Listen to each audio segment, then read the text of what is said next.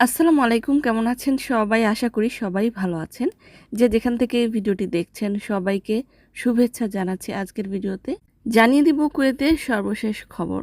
পবিত্র জিলহজ মাসের চাঁদ দেখা গিয়েছে। ঈদুল আজহা উদযাপিত হবে ২৭শে মে ২০২৬। সৌদি আরব থেকে চাঁদ দেখার বিষয়ে প্রকাশ করা হয়েছে যে ১৮ই মে সোমবার প্রথম জিলহজের দিন উদযাপিত হবে। ২৬শে মে মঙ্গলবার পবিত্র আরাফার দিন হবে এবং ২৭শে মে বুধবার পবিত্র ঈদুল আজহা উদযাপিত হবে। অপরদিকে কুয়েতের বন্ধ হয়ে যাওয়া আন্তর্জাতিক বিমানবন্দর সম্পর্কে বেসামরিক বিমান চলাচল কর্তৃপক্ষ জানিয়েছে যে উপযুক্ত কর্তৃপক্ষের অনুমোদন পেলেই কুয়েতের আন্তর্জাতিক বিমানবন্দর নিরাপদ এবং পূর্ণাঙ্গ কার্যক্রমের জন্য প্রস্তুত রয়েছে। আরও বলা হয়েছে সর্বোচ্চ স্তরে সুরক্ষা নিশ্চিত করার জন্য বর্তমান নিরাপত্তা ব্যবস্থাগুলো সতর্কতামূলক এবং যাত্রীদের সুরক্ষা ও নিরাপত্তা নিশ্চিত করতে সর্বোচ্চ অগ্রাধিকার রাখতে সর্বোচ্চ ভূমিকা পালন করছে। কুয়েতস্থ বাংলাদেশ দূতাবাস হতে প্রকাশ করা হয়েছে যে প্রবাসী বাংলাদেশিদের বানাতে দেয়া বেশ কিছু এনআইডি কার্ড দূতাবাসে বিতরণের জন্য তৈরি হয়ে রয়েছে। যারা বানাতে দিয়েছিলেন যোগাযোগ করতে পারেন। এনআইডি সংগ্রহের সময় হলো সকাল ৯টা হতে দুপুর ৩টা ৩০ মিনিট পর্যন্ত।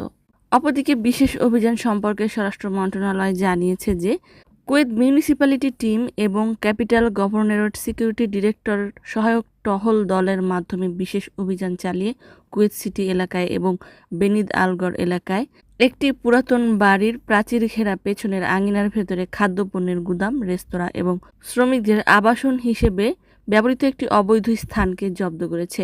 সেখানে প্রযোজ্য নিয়ম এবং নিয়ম কানুন ছাড়া খাবার প্রস্তুত ও বিক্রির সরঞ্জামের পাশাপাশি বেশ কয়েকজন প্রবাসী এবং ডেলিভারি সেবায় ব্যবহৃত মোটরসাইকেলও দেখা যায়। সংশ্লিষ্ট কর্তৃপক্ষ বেশ কিছু লঙ্ঘন নথিভুক্ত করেছে, যার মধ্যে রয়েছে লাইসেন্স ছাড়া খাদ্য বিক্রি, অনুমতি ছাড়া কেন্দ্র পরিচালনা করা এবং খাদ্য বিক্রি করা, লাইসেন্স ছাড়া ব্যবসা করা, খাদ্য প্রস্তুত করা। এদের সাথে যাদেরকে আটক করা হয়েছে তাদের সাথে যে সকল মোটরসাইকেলগুলো আটক করা হয়েছিল সেগুলোর স্টিকার অপসারণের দায়িত্ব নেওয়া হয়েছে। তাদের ব্যাপারে কঠোর আইনি পদক্ষেপ নেওয়া হবে।